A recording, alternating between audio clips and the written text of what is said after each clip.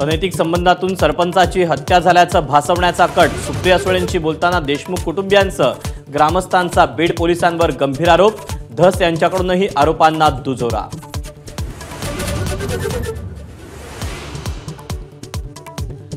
संतोष देशमुख हत्या प्रकरणाचा लढा आम्ही लढणार, देशमुख कुटुंबियांचं सांत्वन करताना सुप्रिया सुळेंचा निर्धार। कुणाचीही भेट घेणार नसल्याचं म्हणत सुरेश धस यांना टोला।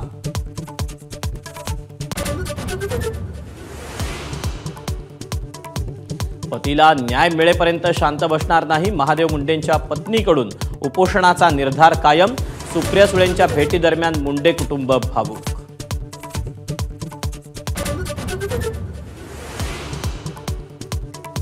दिशा सालियनच्या कुटुंबाचे अश्रू पुसायला जाणार का? सुप्रिया सुळेंना प्रश्न विचारताना नितेश राणेंकडून सरपंच हत्येची दिशा सालियन मृत्यू प्रकरणाशी तुलना।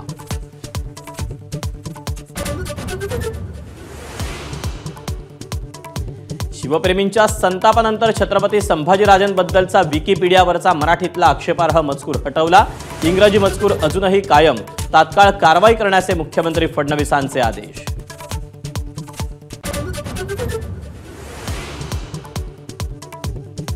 सुरक्षा कमी केल्यानं शिंदेंच्या शिवसेनेचे आमदार नाराज। भाजपसह इतर पक्षाच्या आमदारांच्या सुरक्षेतही कपात। शिंदे फडणवीसांमधल्या शीतयुद्धाची पुन्हा चर्चा।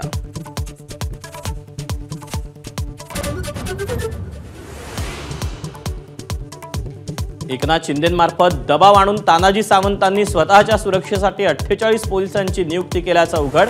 फडणवीसांच्या दणक्यानंतर आता एकच पोलीस सुरक्षा रक्षक।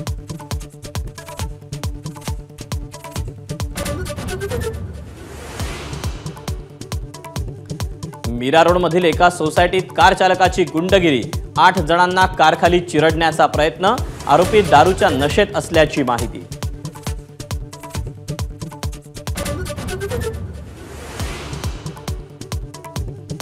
रणवीर अलाहाबादियाच्या डोक्यातच घाण। सुप्रीम कोर्टाचा संताप। मात्र अलाहाबादियाला अटकेपासून दिलासा। नव्यानं एफआयआर नोंदवण्यास मनाई।